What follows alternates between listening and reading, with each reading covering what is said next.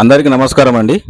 మూడో విడత జరిగినటువంటి ఎన్నికల్లో బీఆర్ఎస్ పార్టీ బలపరిచిన అభ్యర్థి కృష్ణ గారు గెలవడం జరిగింది. అయితే గెలుపు గల కారణం ఏంది? ఆయన మాటలు అడిగి తెలుసుకుందాం. అన్న నమస్తే. నమస్తే దాస్. చెప్పండి, నిన్న మీరు బీఆర్ఎస్ పార్టీ బలపరిచారు, అందరు కార్యకర్తలు అధిష్టానం కావచ్చు. మీరు నిన్న స్వల్ప మెజారిటీ అంటే 39 మెజారిటీతో గెలవడం జరిగింది. అసలు మీకు ఎట్లా అనిపిస్తుంది? చాలా ఆనందంగా ఉంది. మరి పార్టీ పెద్దలందరూ నా పైన నమ్మకం పెట్టుకొని నాకు అభ్యర్థిగా ప్రకటించడం జరిగింది. ఆ రోజు కూడా వారికి పేరు పేరున ధన్యవాదాలు చెప్పడం జరిగింది. ఈరోజు కూడా ధన్యవాదాలు చెప్తున్నాను. దీంట్లో నా పాత్ర ఒక 10% ఉంటే నా కోసం గెలిపించాలని ప్రతి ఒక్క కార్యకర్త వాళ్ళే సర్పంచ్ అభ్యర్థి అనుకొని ఇంటింటికి తిరిగి ప్రచారం చేయడం జరిగింది.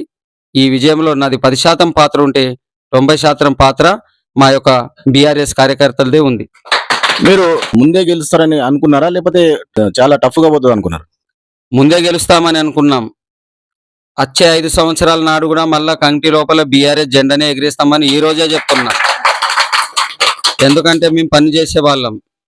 ఏ కార్యకర్తకు కష్టం వచ్చినా, ఏ పేదోనికి కష్టం వచ్చినా, ఒకప్పుడున్న టీడీపీ వాళ్ళు, మా పెద్దలు నందుశెట్టి అంజిరెడ్డి గారు, పట్లోలి ఇల్లు కానీ, మేము రూపాయి ముట్టుకోకుండా కార్యకర్తలు పని చేసినాం. టీడీపీ టీఆర్ఎస్ వచ్చాక అదే విధంగా చేసినాం. భవిష్యత్తులో కూడా ఎవరి దగ్గర నుండి రూపాయి తీసుకోకుండా పనిచేస్తాం. కాబట్టి మా విజయాలు కంటిన్యూగా అవుతున్నాయి. భవిష్యత్తులో కూడా వీటిని కొనసాగిస్తాం. కంటి గ్రామ ప్రజలకు మీరు ఎన్నికల ప్రచారంలో భాగంగా ఏమేమి హామీ ఇచ్చారు?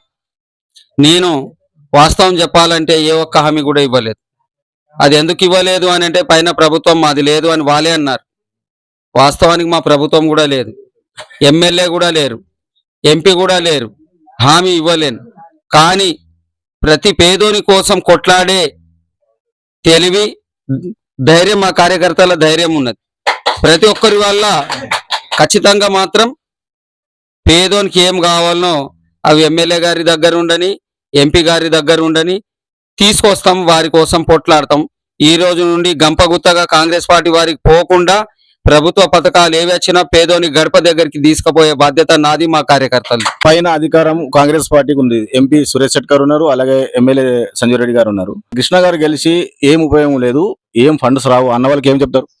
ఏం చెప్తానంటే అది ఎన్నికల టైంలో చెప్పలేదు, కానీ ఈరోజు చెప్తా.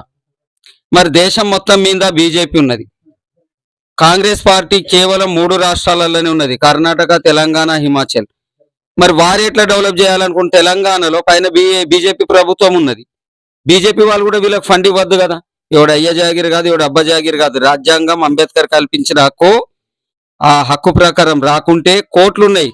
కోర్టుల ద్వారానైనా సరే నిధులు ఎట్లా తేవాలనో మాకు తెలుసు, పనులు ఎట్లా చేయించుకోవాలో తెలుసు.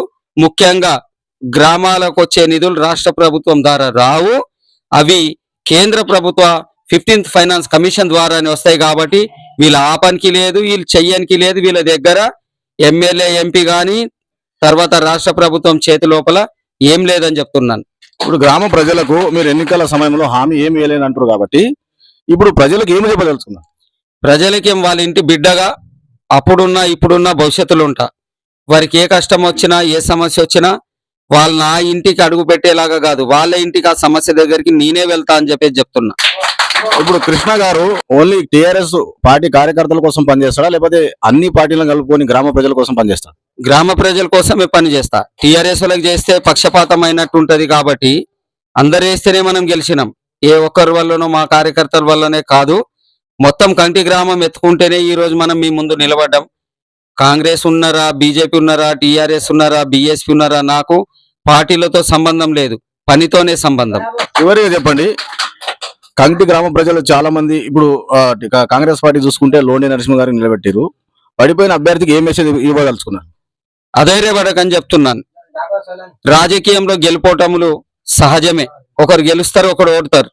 భవిష్యత్తు మంచిగా ఉంటే భవిష్యత్తులో ఆ క్యాండిడేటు, కార్యకర్తలు, గ్రామ ప్రజలు దీవిస్తే భవిష్యత్తు ఏం జరుగుతుందో చెప్పలేం.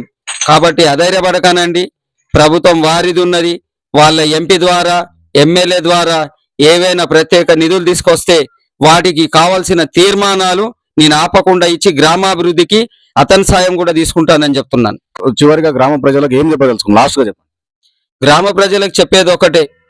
వాళ్ళు ఏదేదో అనుకున్నారు నా గురించి ఏమేమో చెప్పినా, అరే వాడు ఏమన్నా ఉంటే సమస్య ఉంటే వస్తాడన్నారు.